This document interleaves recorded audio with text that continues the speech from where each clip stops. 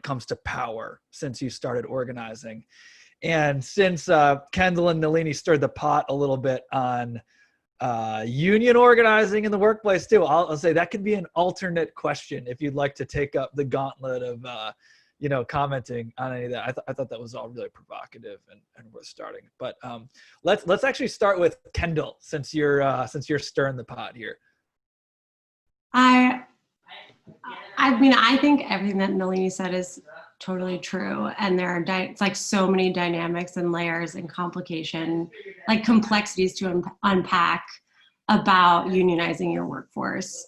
And I can speak at 350, we're in the process of negotiating our first contract with the Progressive Workers Union, which is, the PWU is designed to move the traditional like climate environmental organizations to unionize their workforces to move that collective strategy to the left. So I think there's like that interesting thing that Nelini was speaking to around embodying the values of worker organizing and unionizing, and the debate on like who is deciding strategy. Is it from the workers, the organizers that are engaging on the ground?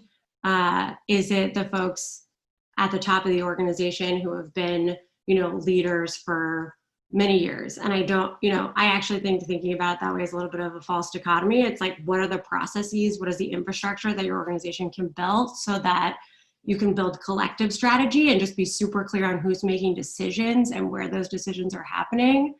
But I do think, from our experience at 350 over the last, I feel like the union organizing effort started way before I joined the organization. But I do think that it's a part of the analysis building that the climate justice movement, I think, has been really hungry for, and having that reflected back to us in how we're building organizations and protecting our own, right? Like centering the needs of the workers and really embodying that as a practice. And I think that is critical to being and organizing for the long haul. Awesome. Arleen. Well, I wanted to touch base on the power question. Yeah. I think that is, I feel like people are still wrestling with that, right? But I will say two things that I have unlearned about power is, one, stereotyping it. Oh my gosh, I used to stereotype the crap out of power. Because I think that's you create one size fits all solutions real quick if you stereotype power.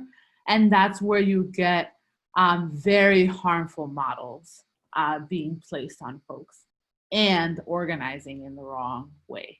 And like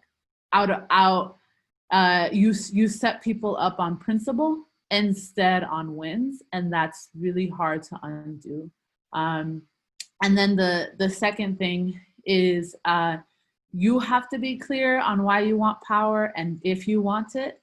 I had to learn the hard way, right? Of like coming into organizing over 10 years ago, figuring out like, I had a very bad idea of what power was and I didn't want it. But it took me a while to figure out that I needed to want that first in order to build around it.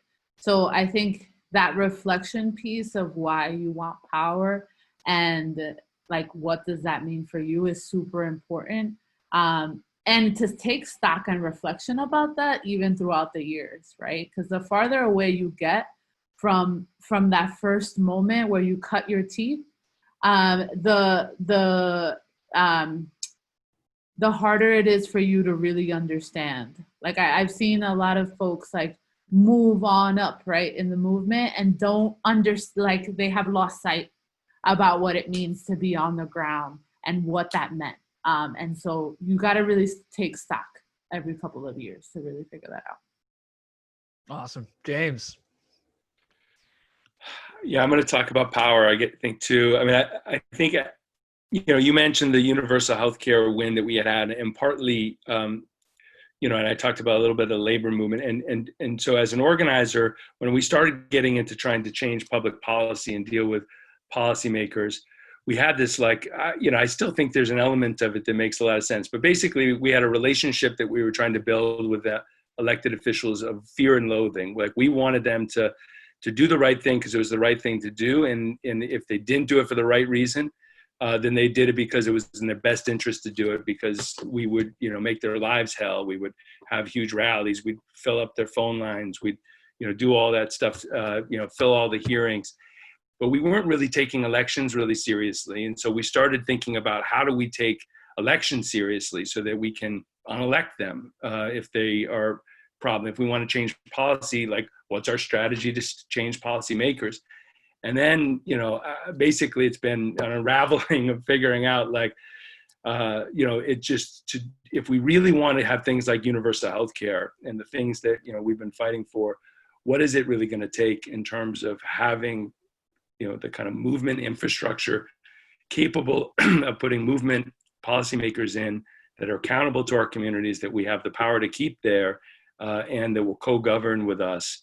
And then, just thinking about what the corporate, Koch brothers and those kind of folks have been building for 30, 40 years, and just, trying to figure out what is our power that we can go up against that with, has been, it's been exciting. I think we've made big strides as a movement, but just thinking about how far we have to go, given the timeline of the ecological crisis, is daunting, but certainly lots of signs for hope.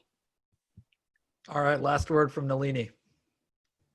I'm definitely gonna talk about power. But I think we should have that unionization conversation later too, because I want to continue.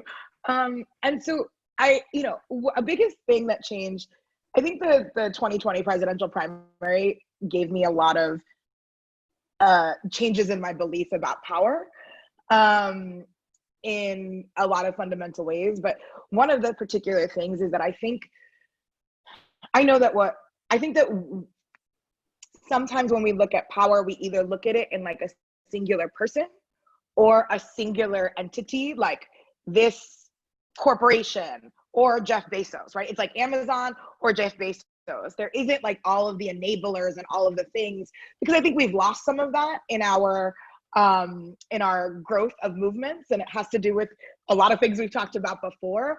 But one of the things that I realized in the primary, I asked, our organization endorsed Senator Elizabeth Warren, and I oscillated personally back and forth. I'm always going to hold the party line because that's an organization, but I oscillated back and forth because when I thought about who, in terms of like who I wanted to run an administration, and talked about who would I trust with cabinet picks, would I trust with this, who to think about race, class, and gender, I actually went towards Warren a bunch. When I thought about who was anti-war, I went toward, right? And so, and when I say that to say is that those things really matter. Like we don't actually think about when a person gets into, we're having everybody get involved in elections, but who's building the bench of the people who are going to be on their team?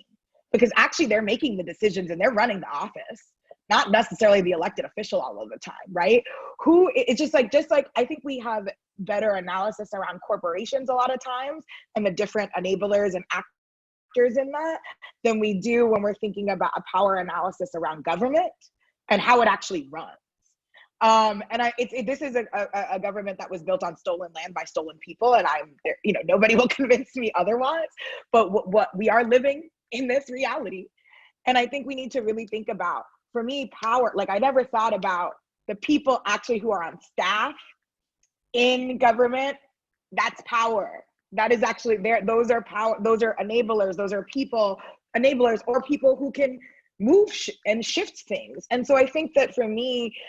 And when I was young, when I first entered into organizing, for me, power was just winning the election. Since I started doing, working at Working Families in 2008, it was just like winning the election, holding them accountable. That's it. But I never thought about all of the different things that kind of manifest into it. So really, just like thinking about the whole, the Jenga, the Jenga, not just the one piece in that.